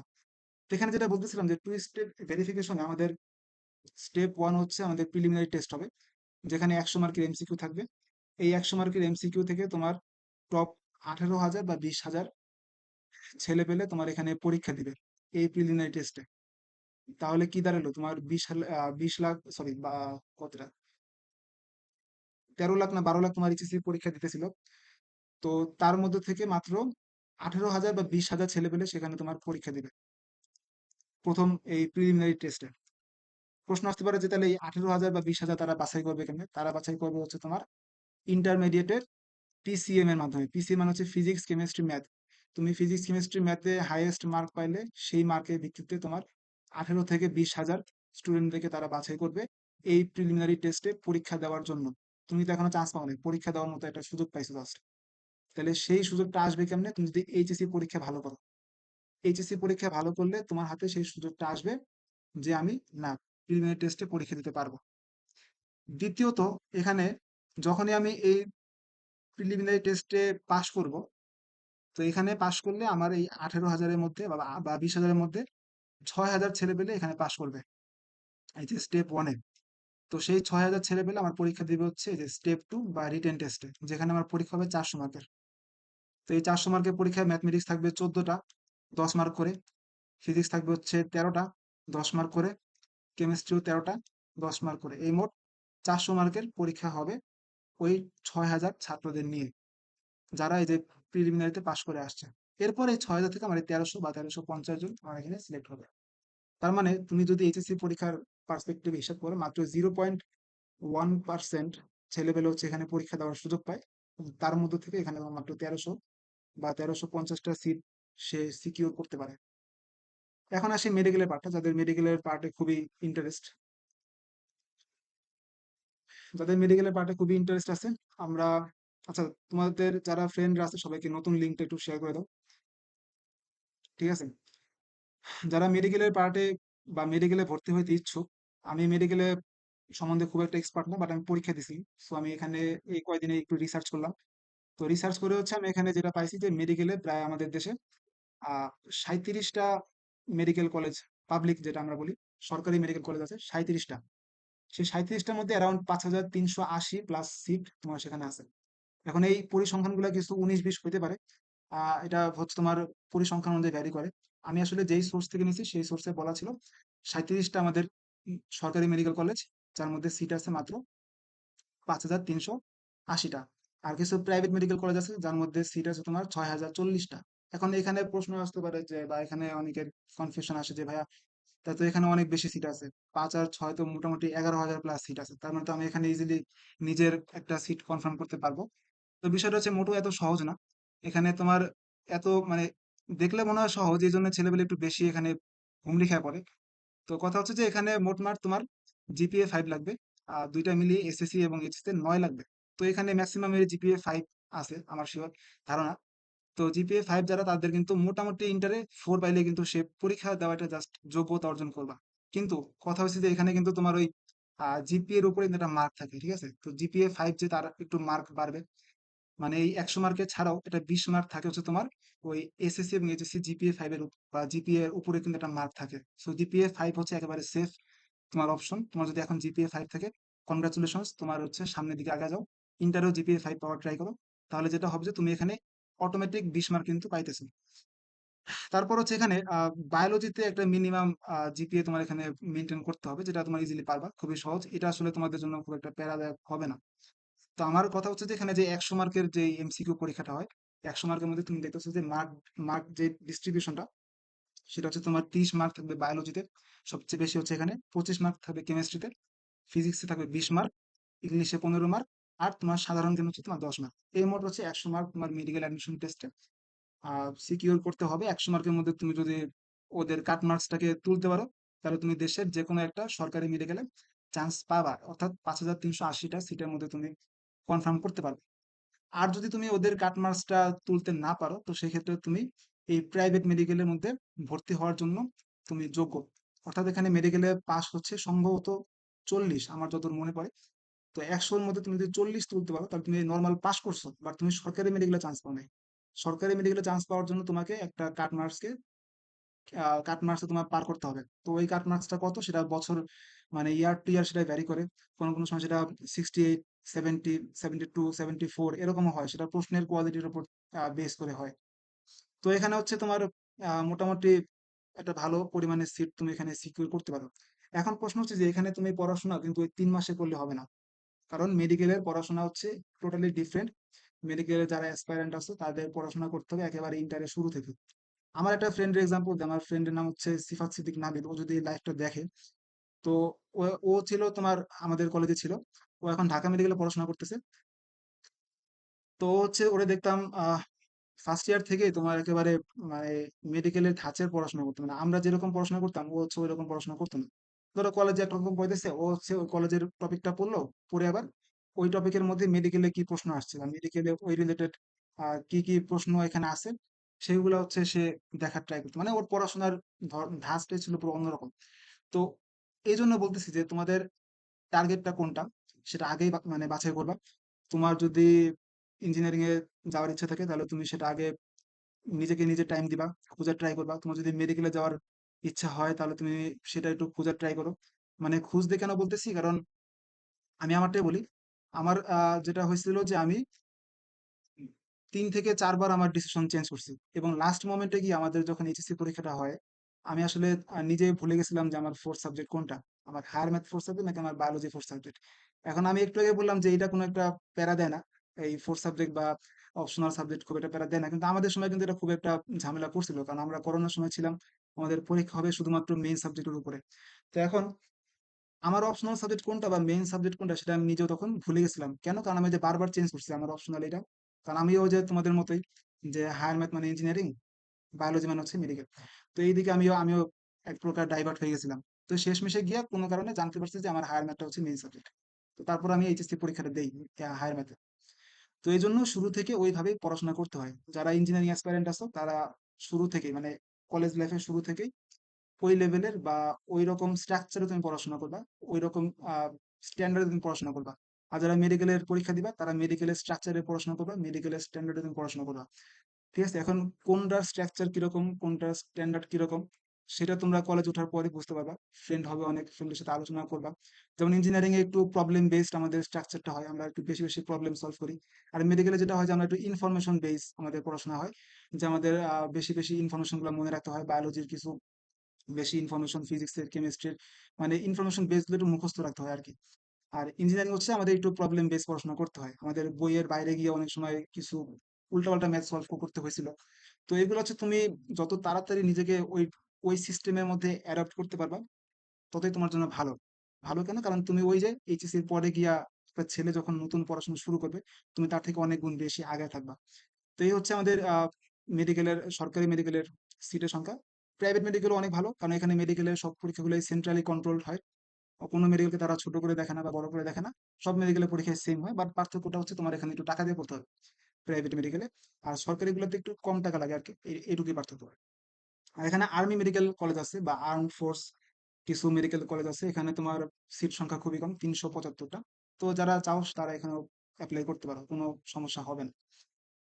তো যেটা বললাম যে এই যে পরীক্ষার যে প্রশ্নের কোয়ালিটি বা প্রশ্নের যে প্যাটার্ন, সেই প্যাটার্ন অনুসারে তোমাদের শুরু থেকে আসলে প্রস্তুতিটা ওই রকম হওয়া উচিত। নট তোমাদের এইচএসসি পরীক্ষার পরে তোমরা প্রস্তুতি নিবা যে আমি কোন দিকে যাবো, সেটা এখন থেকে তোমাদের সিলেক্ট করতে হবে। যদি একা একা তোমরা সিদ্ধান্ত নিতে না পারো, ফ্যামিলির সাথে তোমরা ডিসকাস করো। তোমার নিজেকে, তুমি নিজেকে সময় দাও যে তোমার কোনটা ভালো লাগে, হায়ার ম্যাথ করতে ভালো লাগে নাকি তোমার বায়োলজি করতে ভালো লাগে। এরকম একটু নিজেকে নিজে সময় দাও, দেখো যে তোমার কোনটাতে আগ্রহ, সেই দিকে আগাও। এরপরেও আমরা কয়েকটা ভার্সিটিতে পরীক্ষা দেই। সে কয়েকটা ভার্সিটি হচ্ছে তোমার এখানে ঢাকা ভার্সিটি তার মধ্যে উল্লেখযোগ্য। আমরা বলি এটা প্রাচ্যের অক্সফোর্ড, তাই না? খুব প্রাচীন একটা ইউনিভার্সিটি, অর্থাৎ ঢাকা ইউনিভার্সিটি বলো, ঢাকা মেডিকেল বলো, সবগুলা এবং বুয়েট, এই তিনটা কিন্তু এই ঢাকা ইউনিভার্সিটির এই এরিয়ার মধ্যেই অবস্থিত। অর্থাৎ ঢাকা ইউনিভার্সিটি হচ্ছে এটা হিউজ একটা এরিয়া নিয়ে তারা তৈরি। তো এই জিনিসটা হচ্ছে যে অপশনাল কারো কারো থাকে, কারো কারো মেইন থাকে, যে না আমি ঢাবিতে পড়বো, এটা আমি শুরু থেকে বলে রাখছি, এরকম একটা চিন্তা অনেকের থাকে। তো আজকের ওরিয়েন্টেশন ক্লাসের মূল লক্ষ্যটা ছিল এইটাই, যে আমি যেটা শুরু করব বা আমি কি পড়তেছি, আমার নতুন লাইফটা বা এইচএসসি লাইফটা কেমন হবে, সেইটার সম্বন্ধে প্রপার আইডিয়া কিন্তু আমাদের থাকে না। আমি আসলে কেন পড়তেছি, আবু মা বলতেছে এই জন্য আমি পড়তেছি, না এরকম না বিষয়টা, আমার পড়তে ভালো লাগে তাই আমি পড়তেছি। বাট তুমি আর তোমার আসলে দেখতে হবে যে তুমি পড়তেছো এখানে এইচএসসি তে, যেখানে একটা হিউজ কম্পিটিশন কিন্তু অনেকে করে রাখছে। তো এরকম একটা কথা বলে অনেকে, যে তুমি যদি 1 মিনিট তোমার পড়া থেকে ব্রেক নাও, তাহলে তুমি ওই 1 মিনিটটা হচ্ছে দেশের আরো অনেক যে শিক্ষার্থীরা আছে তাদের থেকে তুমি পিছিয়ে গেছো। ধরো ওই 1 মিনিট তুমি না পড়লেও 100 জন ছাত্র বা ছাত্রী কিন্তু তারা কিন্তু ঠিকই পড়তেছে, দ্যাট মিনস তুমি কিন্তু ওই 100 জনের পিছনে পড়ে গেছো। আমরা জানি যে life is not a race, কোনো রেস না, এটা র্যাট র্যাট রেস না, যে আমি ইঁদুরের মতো খালি দৌড়াবো। এখানে হচ্ছে বিষয়টা যে আমি পড়াশোনা করতে আসছি, পড়াশোনা করবো, কিন্তু প্রবলেমটা হচ্ছে যে আমার এই, যেহেতু আমি এই সিস্টেমের মধ্যে আছি, তো আমাকে এই সিস্টেমের মধ্যেই নিজেকে একটু মানায় নিতে হবে। তো ঢাবির অনেকে ইচ্ছা থাকে এখানে তোমার কয়েকটা ইউনিট আছে, যেমন সায়েন্সের জন্য এ ইউনিট আছে, তারপর তোমার এই আর্টসের জন্য তোমার বি ইউনিট, কমার্সের জন্য তোমার এখানে সি ইউনিট আছে, এবং একটা ডি ইউনিট আছে যেখানে তোমার যে কোনো গ্রুপ থেকে চাইলে অ্যাপ্লাই করতে পারো, এবং নিজের যদি গ্রুপটা চেঞ্জ করতে চাও তাহলে সেটাও করতে পারো এই ডি ইউনিটের এক্সাম দেওয়ার মাধ্যমে। তো প্রত্যেকটা সিটের সংখ্যা দেওয়া আছে, এটা তুমি দেখবা। এবং দেখো যে সায়েন্সের জন্য মূলত এখানে দুইটা মেজর সেকশনে এখানে পরীক্ষা হয়, একটা হচ্ছে তোমার এমসিকিউতে, আর একটা হচ্ছে তোমার রিটেনে। এমসিকিউ পরীক্ষাটা হয় তোমার 45 মিনিট যাবত, সেখানে থাকে 60 মার্ক। আর রিটেনের পরীক্ষাটা হয় হচ্ছে 40 মার্কের, 45 মিনিট যাবত। তো কি কি আসে এখানে, তোমার এখানে মূলত যেই কম্পালসারি যেই পার্টটা থাকে সেটা হচ্ছে তোমার ফিজিক্স আর কেমিস্ট্রিতে। এই ফিজিক্স আর কেমিস্ট্রি হচ্ছে তোমার 25 25 50 মার্ক থাকবে, 15 মার্ক এমসিকিউ, 10 মার্ক রিটেন, এরকম। আর বাকিটা হচ্ছে তোমার বাংলা, ইংলিশ, ম্যাথ, বায়োলজি, এই চারটার মধ্যে তোমার যে কোনো দুইটা তোমাকে এখানে অ্যান্সার করতে হবে। এখন সাপোজ মনে করো যে তোমার মেইন সাবজেক্ট ম্যাথ, তাহলে তোমার মেইন সাবজেক্ট ম্যাথ অবশ্যই টাচ করতে হবে। তাহলে বাকি হলো বায়োলজি এবং বাংলা, তাহলে তুমি বায়োলজি এবং বাংলার মধ্যে যে কোনো একটা অ্যান্সার করতে পারবে। আবার যদি তোমার এরকম হয় যে তোমার মেইন সাবজেক্ট হচ্ছে বায়োলজি, তাহলে তুমি বায়োলজির সাথে সাথে ম্যাথ অথবা ইংলিশ, এই দুটো যে কোনো একটা তুমি অ্যান্সার করতে পারবে। তার মানে কি, এই চারটার মধ্যে তোমার যে কোনো দুইটা অ্যান্সার করতে হবে নিজের মেইন সাবজেক্ট সহ। তো এই যে মোট 4 25 100 মার্ক, এই 100 মার্কের মধ্যে টপ যারা ওদের কাট মার্কসটাকে ফিল আপ করতে পারবে তারাই সেখানে ভর্তি হতে পারবে। তো এই ছিল আমাদের অ্যাডমিশন রিয়েলিটি, আমরা কোন সিস্টেমের মধ্যে পড়াশোনা করতেছি। এটা শোনার পর অনেকের অবস্থাটা এরকম হবে যে আমার পিঠে এতগুলা পড়ার বোঝা, আমি আর বইতে পারতেছি না, আমার এখন কি করা উচিত। মানে এটা অনেকে বলে, তাই না? কিন্তু তোমরা আমার আমাকে বলো যে যদি কারো পড়াশোনা এই লেভেলের হয়, যে কারো পিঠে এরকম বোঝা আছে এতগুলা, তাহলে তার কি করা উচিত? নিশ্চয়ই পড়াশোনা করা উচিত, এটা কমন উত্তর। কিন্তু এই উত্তরটাই আসলে অনেকে শুনতে চায় না। ধরো তুমি প্রবলেম জানো, তোমার প্রবলেম কি, তুমি সলিউশনও জানো, কিন্তু সমস্যা হচ্ছে তুমি নিজের সলিউশনটা নিজে নিবা না, তুমি অন্য কারোর মুখ থেকে সেই সলিউশনটা নেওয়ার ট্রাই করবা। এটা হচ্ছে আমাদের নেচার আর কি, হিউম্যান ব্রেন হচ্ছে এরকমই কাজ করে। তো যেহেতু এত প্যারা আমাদের, ওই 3 মাস সময়ের মধ্যে এইচএসসির পরবর্তী, বা আমরা যেটাকে নাম দিচ্ছি যে পোস্ট ফেজ, বা এইচএসসির পরে যে পার্টটা, সেই পার্টটাকে সামাল দেওয়ার জন্য আমাদের নিজেদের উপরে এরকম একটা প্রেশার নেওয়া লাগবে। আমাদের এই কলেজে 15 থেকে 16 মাস, এই 15 থেকে 16 মাস হচ্ছে আমাদেরকে একটু কষ্ট করতে হবে। আমরা যারা এতদিন ভাবছি যে কলেজে পড়াশোনা নাই, স্কুল থেকে কলেজ উঠবো, একটু পড়াশোনা কমবে, রিল্যাক্স হবো, একটু স্বাধীন হব। অনেকে ঢাকায় পড়াশোনা করতে চাওয়া, গ্রাম থেকে একটু রিল্যাক্স হয়েছি, ফ্রিডম পেয়ে গেছি, বিষয়টা হচ্ছে এরকমই না, মোটেও না। কারণ সেখানে তোমার আরো রেসপন্সিবিলিটিস বাড়বে। তোমরা ঢাকা যাবা, অনেকে দেখছি এরকম ঢাকা যাওয়ার পর একটু কি বলে, ঢাকা শহরে একটু ঘুরতে যাবে না, আমি একটু ঢাকা শহরে আসছি, একটু চিনি যে আমার এলাকা কিরকম, মানুষের সাথে পরিচয় হই। হ্যাঁ, এটা করবা, কিন্তু ওই লেভেলে করা যাবে না যে লেভেলে করলে আমার পড়াশোনার খুব বেশি হ্যাম্পার হয় আর কি।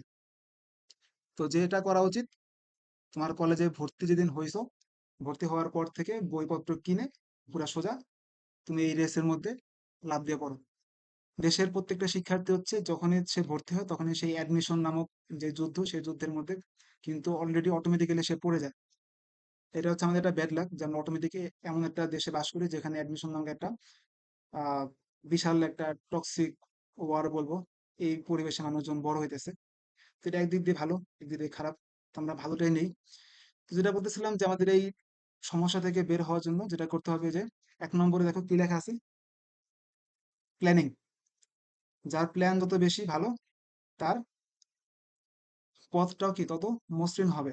এই প্ল্যানিং এর কি সিগনিফিকেন্স কেউ বুঝতেছি? এই প্ল্যানিং এর কোনো সিগনিফিকেন্স, আচ্ছা অর্ণব, তুমি একটু প্ল্যানিং এর সিগনিফিকেন্স একটু বলবা, যে আমাদের এই যে যে ইন্টারমিডিয়েটের যে হার্স যে রিয়েলিটি, এটার জন্য প্ল্যানিং এর গুরুত্বটা কতটুকু? আচ্ছা আচ্ছা, যারা মুতাসিম বিল অর্ণবকে চিনো না, আমি একটু বলি। ও হচ্ছে এইচএসসি 22 ব্যাচ, তোমরা হচ্ছে এইচএসসি 26 ব্যাচ। ও পড়াশোনা করতেছে বাংলাদেশ প্রকৌশল বিশ্ববিদ্যালয়ে, বুয়েটে।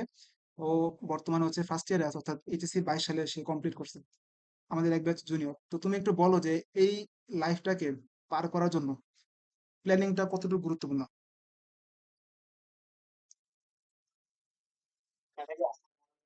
হ্যাঁ, ওয়ালাইকুম আসসালাম।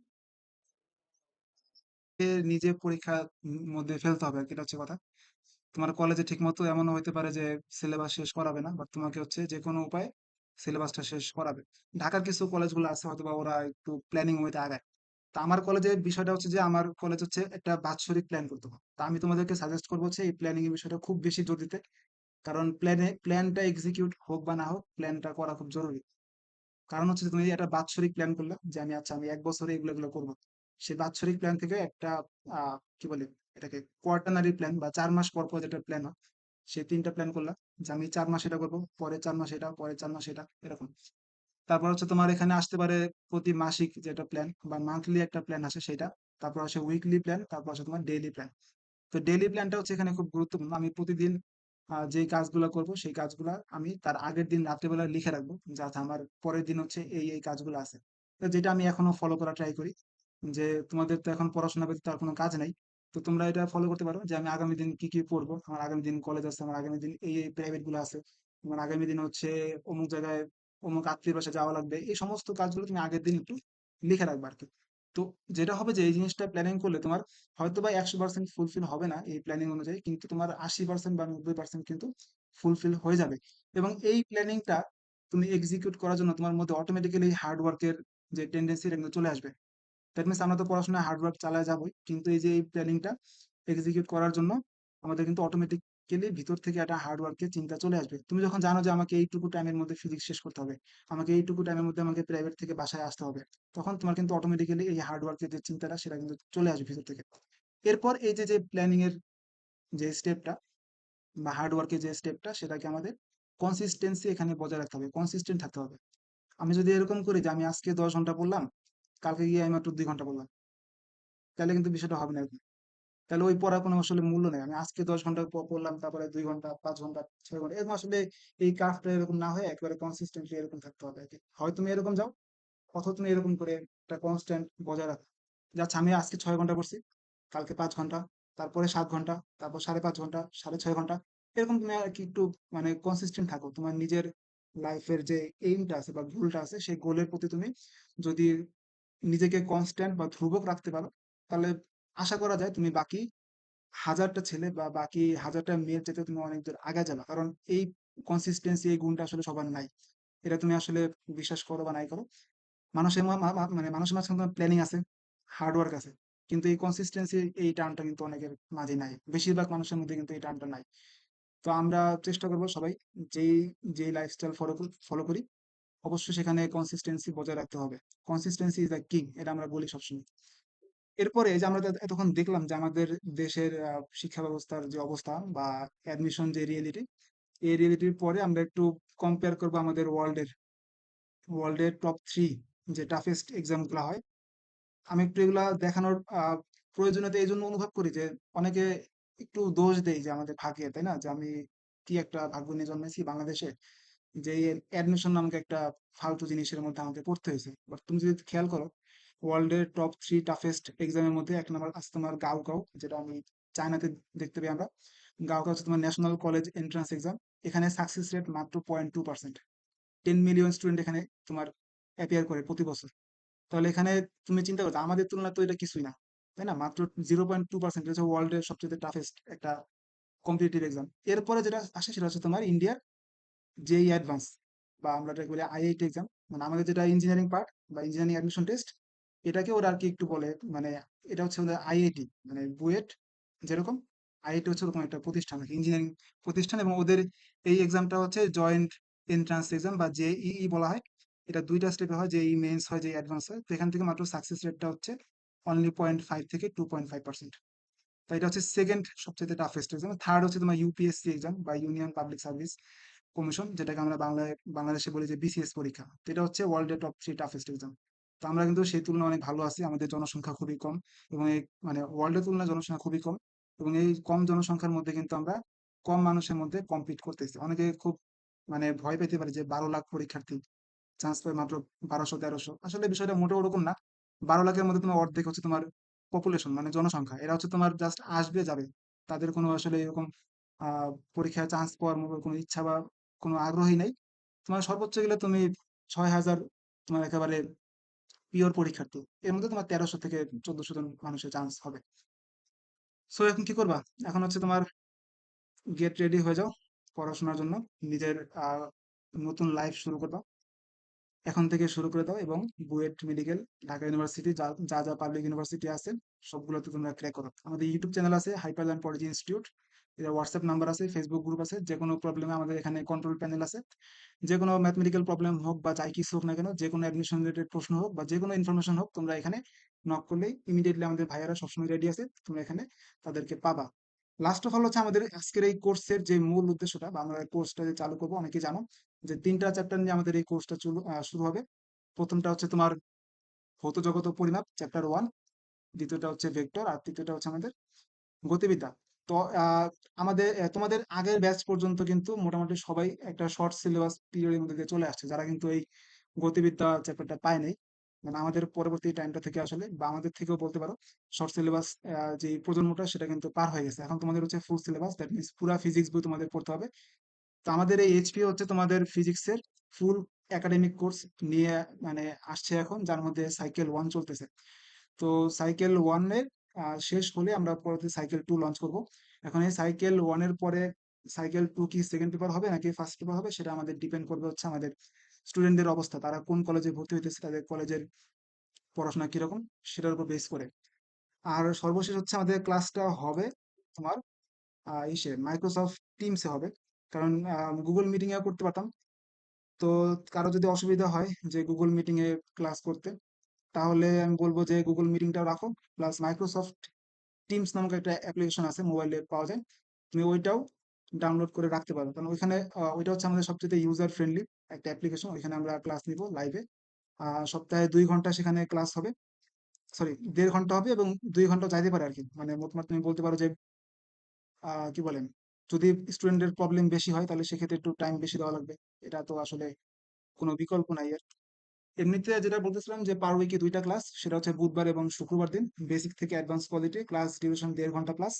সেখানে বোর্ড প্রশ্ন এবং অ্যাডমিশন কোশ্চেন সলভ করা হবে এবং এক্সাম অপরচুনিটিস আছে, এবং যারা কোর্সে ভর্তি হবে তারা ওই চ্যাপ্টার শেষে এক্সাম দেওয়ার সুযোগ পাবে এবং লিডার বোর্ড সিস্টেম এখানে থাকবে। কে ফার্স্ট কে সেকেন্ড এটা থাকাটা খুব জরুরি। এবং 3টা চ্যাপ্টার মিলে একটা ফাইনাল এক্সাম হবে এবং সেই এক্সামে যারা টপ করবে তাদেরকে আমরা গিফট দেওয়ার ব্যবস্থা রাখছি। এর বাইরেও যদি কেউ গ্রুপে থাকো, আমাদের ফেসবুক গ্রুপে যারা অ্যাক্টিভ আছো, তাহলে সেই গ্রুপের তুমি অ্যাক্টিভ পারফর্মার হয়েও কিন্তু কিছু গিফট পাইতে পারো। সেই গিফট গুলা কি কি, এই গিফটটা কিন্তু তোমার আসলে কোর্সের মধ্যে না, এই গিফটটা হচ্ছে তোমার ওই আমাদের ফেসবুক গ্রুপে যারা অ্যাক্টিভ আছে তাদের জন্য।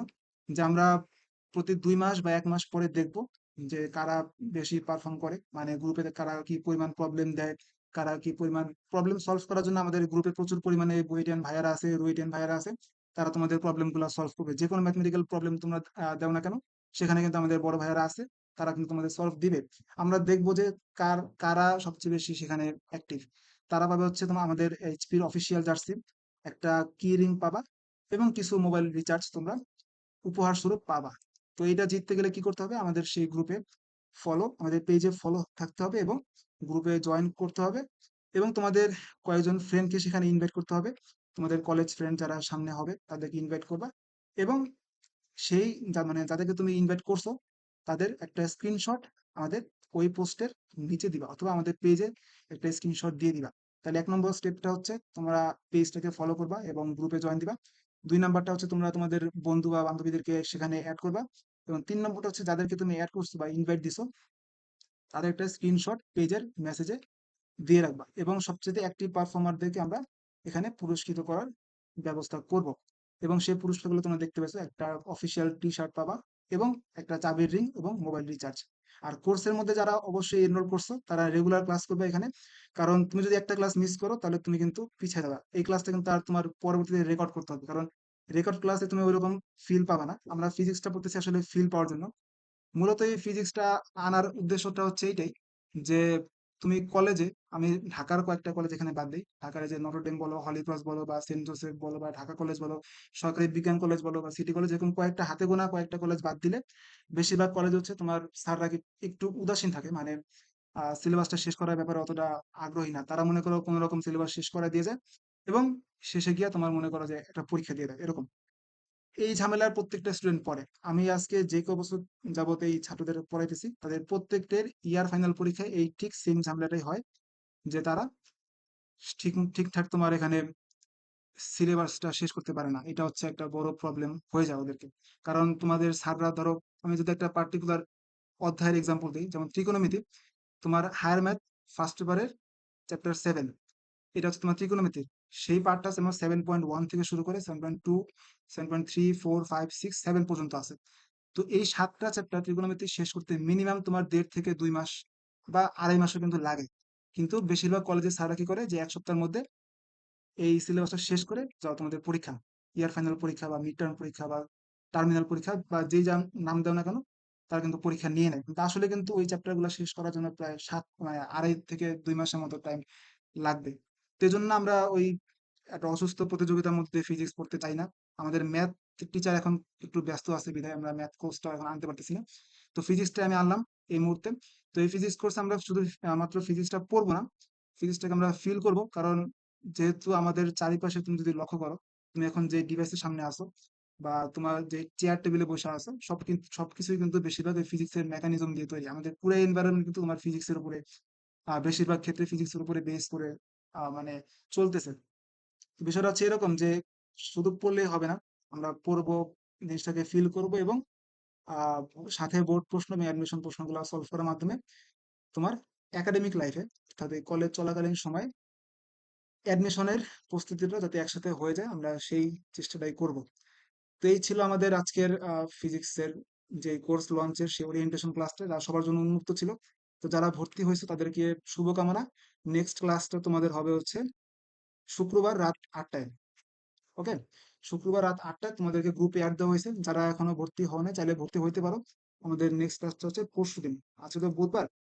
আহ সেটা হচ্ছে, হ্যাঁ, শুক্রবার দিন 12 তারিখে আমাদের নেক্সট ফিজিক্স ক্লাসটা হবে। তো যারা ভর্তি হও নাই বা হইতে চাও তারা হইতে পারো। আর যদি কারো ফ্রেন্ড থাকে এরকম যে না ভাই আমার এরকম ফ্রেন্ড আছে সে ভর্তি হইতে চায়, সে এই মিটিং এ নাই, তাহলে তাকেও তোমরা ইনভাইট করতে পারো। আমাদের নেক্সট অফিসিয়াল যেই পার্টটা আমাদের চ্যাপ্টার 1 থেকে শুরু হবে সেটা হবে হচ্ছে 12 তারিখ শুক্রবার, রাত 8টা থেকে শুরু হবে ইনশাআল্লাহ। এভাবে করে আমরা সপ্তাহে 2 দিন করে ক্লাসটাকে আগায় নিয়ে যাব। অনেকের প্রশ্ন থাকতে পারে, আমি এই প্রশ্নগুলো পাইছি এর আগে, মানে এতদিন যাবত যেই মার্কেটিংটা চলছে সেখানে অনেকের প্রশ্ন এরকম ছিল যে কয় মাসে এই 3টা চ্যাপ্টার শেষ হবে। কথা হচ্ছে যে আমাদের একটা চ্যাপ্টার করানোর সময় একটা লেকচার প্ল্যান থাকে। তো প্রথম চ্যাপ্টারটা যদি আমি অ্যারাউন্ড হিসাব করি, প্রথম চ্যাপ্টার সবকিছু আমাদের ইম্পর্টেন্ট না বা সবগুলো আমরা পড়বো না। তো যেগুলো পড়বো বা যেগুলো আমাদের অ্যাডমিশন প্লাস এইচএসসির জন্য ইম্পর্টেন্ট, তো সেগুলো মিলায়ে তোমার 3টা চ্যাপ্টারে প্রায় ওদিকে 7 আর 7 14, প্রায় 17টার মতো ক্লাস লাগবে আর কি। 17 বা 18টা ক্লাস লাগবে এই তিন চ্যাপ্টারে, সপ্তাহে 2 দিন ক্লাস। তাহলে তোমরা হিসাব করো যে এটা কয় মাসে গিয়ে শেষ হবে। এখানে ভাবার কোনো কারণ নাই যে আমরা অন্যদের তুলনায় পিছিয়ে পড়বো কিনা, বা এটা দেরিতে শেষ হবে কিনা বা আগে শেষ হবে কিনা, এমন কোনো ভাবার কিছু কারণ নেই। এটা একেবারে রাইট ওয়েতে রাইট টাইমে শেষ হবে। আমরা প্রচুর পরিমাণে ম্যাথ প্র্যাকটিস করব এবং ফিজিক্সটাকে দিন শেষে ফিল করে এবং আমাদের বাস্তব লাইফে আমরা কিভাবে ফিজিক্সটাকে অ্যাপ্লাই করতে পারি। যদিও তোমাদের এটা অ্যাপ্লাই করার বয়স না, বাট তোমরা যদি রাস্তাঘাটে হাঁটো, তো একটা ইনসিডেন্ট ঘটলো, ঠিক আছে? কিরকম ইনসিডেন্ট? ধরো যে এখন এই যে বর্ষাকাল চলতেছে, তো বর্ষাকাল চললে কি হয়, আমাদের শরীরে ঘাম একটু দেরিতে শুকায়, আমাদের এই কাপড় চোপড় একটু দেরিতে শুকায়। এটা কেন শুকায়? এই উত্তর কিন্তু তোমার এই ফিজিক্সের মধ্যে আছে। তো আমরা এই ধরনের জিনিসগুলো যখন শিখবো তখন এই রিয়েল লাইফের সাথে আমাদের এই পড়াশোনাটাকে কানেক্ট করতে পারবো। এটা হচ্ছে আমাদের এই কোর্সের মূল উদ্দেশ্য। আমরা জাস্ট ফিজিক্স পড়বো না, ফিজিক্সটাকে আমরা এখানে শিখবো, এনজয় করব, এবং দিন শেষে গিয়ে তোমাদের রিভিউ অবশ্যই নেওয়া হবে। তোমরা এই সাইকেলে যারা যারা এনরোল করছো তারা কিভাবে এই কোর্সটাকে এনজয় করছে তাদের সবার কাছ থেকে রিভিউ নেওয়া হবে, এবং সেই মোতাবেক আমাদের সাইকেল 2টা পরবর্তীতে সাইকেল 1 শেষ হওয়ার পরে আবার চালু হবে। তো আজকে আমাদের এই পর্যন্তই থাকবে। কারো যদি কোনো প্রশ্ন থাকে করতে পারো, এই কোর্স রিলেটেড বা ইন্টারমিডিয়েট রিলেটেড বা এইচএসসি রিলেটেড বা অ্যাডমিশন রিলেটেড যদি কোনো প্রশ্ন থাকে তোমরা নির্দ্বিধায় চ্যাট বক্সে লিখতে পারো অথবা ভয়েসটা চালু করেও করতে পারো।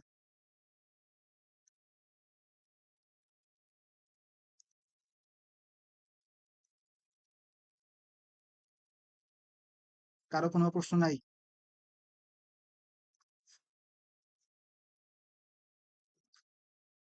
আচ্ছা, আহ, আহ, আচ্ছা, এখন একজন জয়েন করছে হয়তো বা, কারিমা তাবাসসুম লাবিবা। ওকে, তো ভাই আমাদের মিটিংটা শেষ, এখন অফিসিয়াল মিটিং। তো যদি কারো প্রশ্ন না থাকে তাহলে আমরা মিটিংটা এখানে শেষ করে দিই। আর এটা রেকর্ডেড ভার্সনও পাওয়া যাবে। রেকর্ডেড হচ্ছে আমাদের ইউটিউব চ্যানেলে আমরা আপলোড করে দিব। তো যারা দেখতে পারো না শুরু থেকে তারা দেখে নিও। আজকে ওরিয়েন্টেশন ক্লাসটা এখানে আমি শেষ করি, যদি কারো প্রশ্ন না থাকে বা যদি কারো কনফিউশনটা না না থাকে। আচ্ছা, একজন প্রশ্ন করছে লাস্ট মোমেন্টে, সারাদিনে কয় ঘন্টা পড়া উচিত? আচ্ছা, এটা আমি শর্টকাটে বলছি, বা এটা একটু বলা উচিত। তো অনেকের মনে প্রশ্ন থাকে যে ভাই আপনি কয় ঘন্টা পড়ছেন। তো এটা আসলে পার্সপেক্টিভ, এক একজনের জন্য সেটা এক এক রকম হয়ে থাকে আর কি। যে আমি, অনেকে ধরো 12 ঘন্টা পড়ে, সিরিয়াসলি অনেকে 12 ঘন্টা পড়ে, অনেকে পড়ে হচ্ছে তোমার 6 ঘন্টা, অনেকে 2 ঘন্টা পড়ে, এটা সত্যি কথা। কিন্তু তোমার আসলে দেখতে হবে তোমার একটা পড়া কতক্ষণ যাবত শেষ করতে লাগে আর কি। যেমন একটা পড়া শেষ না হওয়া পর্যন্ত তো তুমি সেখান থেকে উঠবা না। এখন ওইটা শেষ করতে করতে যদি তোমার 6 ঘন্টা লাগে তাহলে 6 ঘন্টা পড়বা, সেটা শেষ করতে যদি তোমার 8 ঘন্টা লাগে তাহলে তুমি 8 ঘন্টা পড়বা। তো এরকম করে আর কি, যার যতক্ষণ লাগে ততক্ষণে পড়বা। এটা আসলে ফিক্সড কোনো অ্যান্সার নাই যে আমি কত ঘন্টা পড়বো।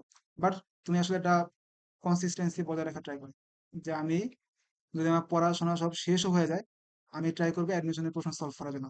আমি একটা আমার নিজের এক্সপিরিয়েন্স শেয়ার করি, যে আমি যখন কলেজে ছিলাম তখন আমার রুমমেট ছিল এক বড় ভাই, 20 ব্যাচের, আমি তো 21 ব্যাচ।